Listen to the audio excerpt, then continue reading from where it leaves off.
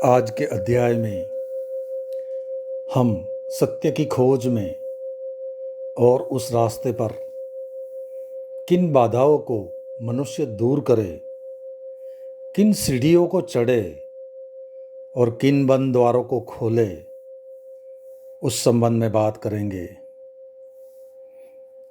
हजारों वर्षों से हजारों लोग जिन बातों को मान रहे हैं, उन बातों को मैं गलत क्यों कहता हूँ,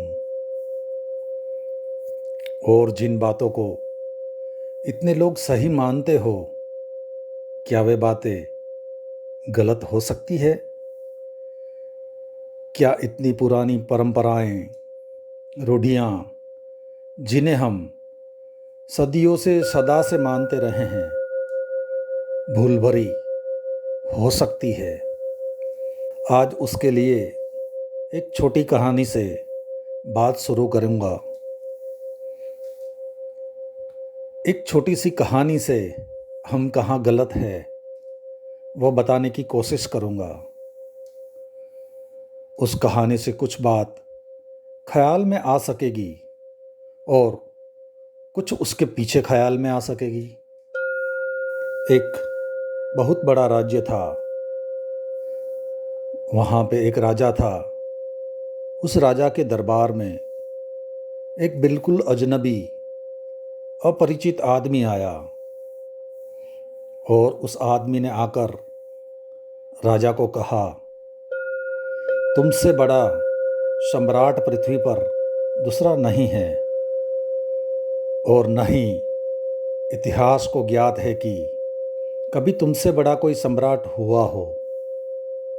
राजा प्रसन्न हुआ, जैसे कि प्रशंसा सुनकर कोई भी प्रसन्न होता, और उस आदमी ने यह भी कहा कि लेकिन तुम जैसे सम्राट के लिए आदमियों के जैसे कपड़े पहनना शोभादायक नहीं है। मैं तुम्हारे लिए देवताओं के वस्त्र ला सकता हूँ। राजा ने कहा, कुछ भी खर्च हो जाए, वो वस्त्र लाने के लिए कितनी भी संपदा लगे, लाओ, तुम देवताओं के वस्त्र लाओ।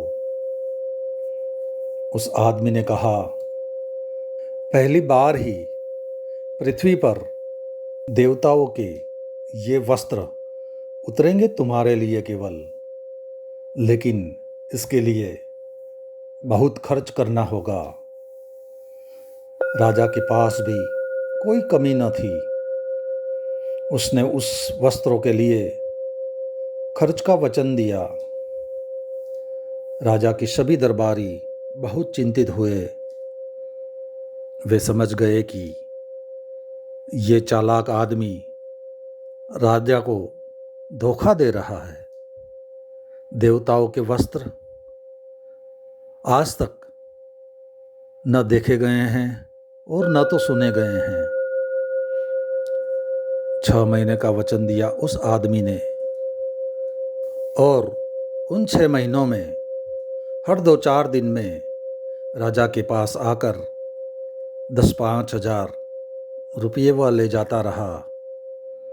देवताओं को रिश्वत खिलानी थी और कई दफ्तर के काम निपटाने थे, तब देवताओं तक पहुंचना हो सकता था। अंतिम तिथि आ गई जब उसने वचन दिया था कि वह वस्त्र लेकर आ जाएगा। राजा के दरबारी भी प्रतीक्षा में थे कि आखिर में वो फंस ही जाएगा। उस दिन उसके घर पर सिपाहियों का पहरा लगा दिया कि कहीं वह भाग न जाए, लेकिन वह भागने को नहीं था। ठीक समय एक बहुत खूबसूरत पेटी में बंद ताला डालकर वह बाहर निकला। लोग निश्चिंत हुए। उन्होंने माना कि जरूर वह वस्त्र ले आया था। राज दरबार में वे वस्त्र पहुंचे। सैकड़ों लोग राजा के द्वार पर इकट्ठे हो गए थे। देवताओं के वस्त्र कभी देखे न गए थे। दरबारी भी हैरान थे, लेकिन अब शक करने की कोई बात भी न थी। वह आदमी पेटी लेकर आ ही गया था। उसने राज दरबार में जाकर पेटी रखी। उस दिन दरबार बहुत सजाया गया था और महल ज्योतियों से दीपायमान किए गए थे। राजा बैठा था अपने सिंहासन पर इस खुशी में कि वह पहला मनुष्य होगा जो देवताओं के वस्त्र पृथ्वी पर पहनेगा। उस आदमी ने पेटी का ताला खोला। ताला खोलकर वह खड़ा हुआ और उसने कहा, मित्रों, एक बात सूचना कर दूं जो देवताओं ने मुझसे कही है। देवताओं ने उन्हें कहा है कि ये वस्त्र केवल उन्हीं को दिखाई पड़ेंगे जो ठीक अपने ही पिता से पैदा हुए हो। ये वस्त्र सभी को दिखाई पड़ने वाले नहीं हैं। ये देवताओं के वस्त्र है। ये कोई आम सामान्य आदमियों के वस्त्र नहीं हैं। उसने पेटी खोली। उसने कुछ उसके भीतर से निकाला। हाथ तो उसका खाली आया और उसने राजा से कहा, अलग कर दीजिए अपना कोट और पहनिए यह कोट देवताओं का। राजा को भी हाथ तो खाली ही दिखाई पड़ा। दरबारियों को भी हाथ खाली दिखाई पड़ा। लेकिन बड़ी मुश्किल खड़ी हो गई। सारे दरबारी ताली पीटने लगे और कहने लगे, इतना सुंदर कोट हमने कभी देखा ही नहीं है।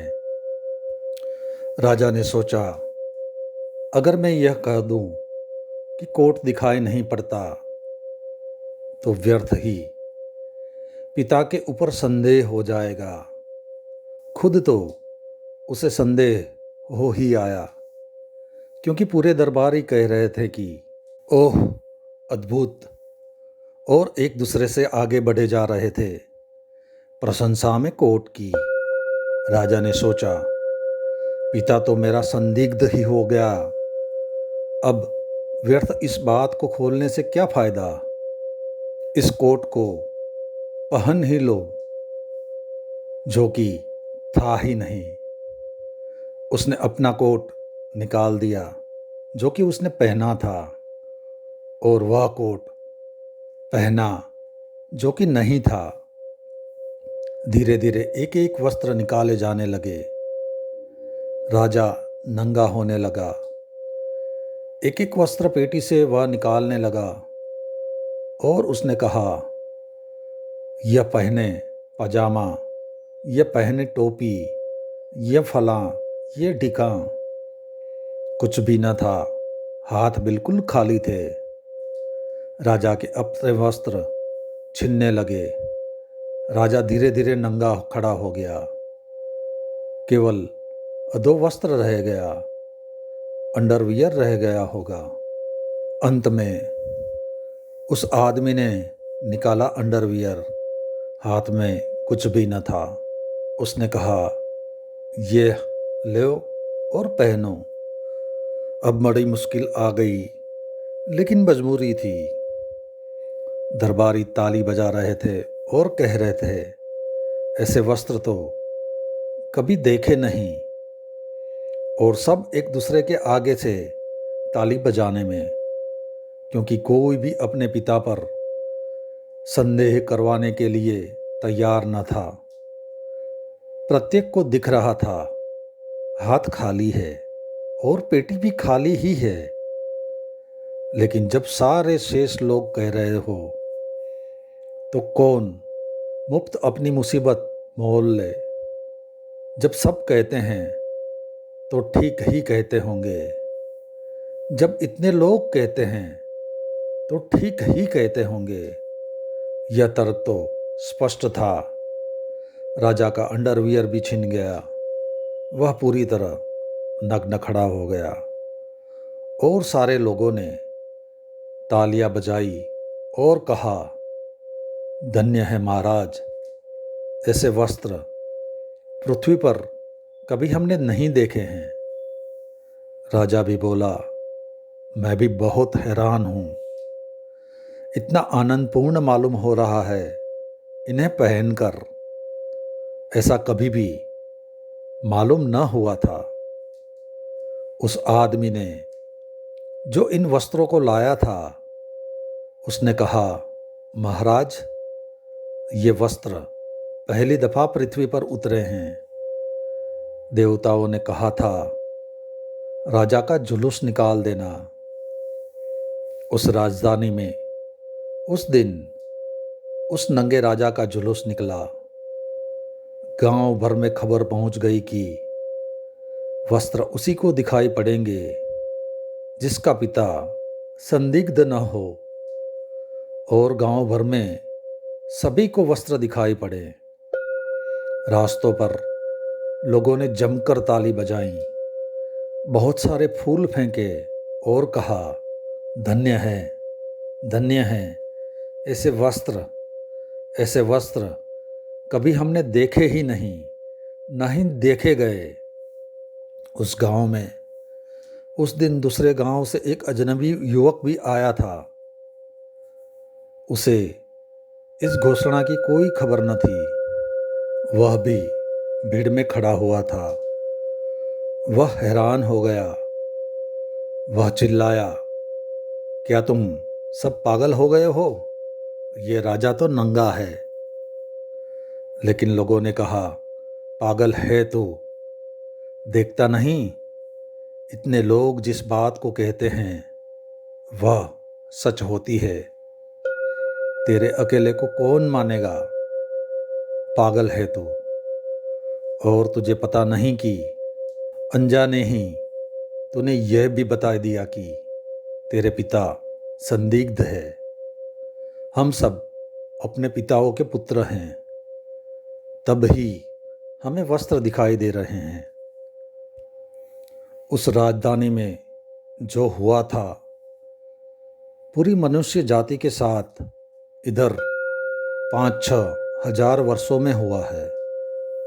जिन बातों की कोई सच्चाई नहीं है, वे केवल भीड़ की मान्यता के आधार पर सच होकर खड़ी है, और हर आदमी जानता है कि वे झूठ है। लेकिन कौन आदमी अपने ऊपर संदेह करवाए? जब सारे लोग कह रहे हैं कि सच है, तो उसे भी मान लेना होता है कि सच होंगी। एक आदमी जानता है बहुत गहरे में असत्य क्या है, लेकिन भीड़ कहती है यही सत्य है। और भीड़ की संख्या, भीड़ का बल और हजारों सालों से पैदा हो जाने से भीड़ की ताकत, वह एक आदमी को डरा देती है कि मैं अकेला इस सागर के सामने क्या कहूँ, मेरा कौन सुनेगा? और वह कहेगा भी तो कोई सुनने को नहीं है। यद्यपि प्रत्येक दूसरे आदमी की स्थिति भी यही है। वह भी जानता है कि यह सरासर झूठ है, लेकिन झूठ भी बहुत दिन दोहराए जाने से और बहुत लोगों के दोहराए जाने से सच जैसे प्रतीत होने लगते हैं। बस आज इतना ही, बाकी अगले अध्याय में।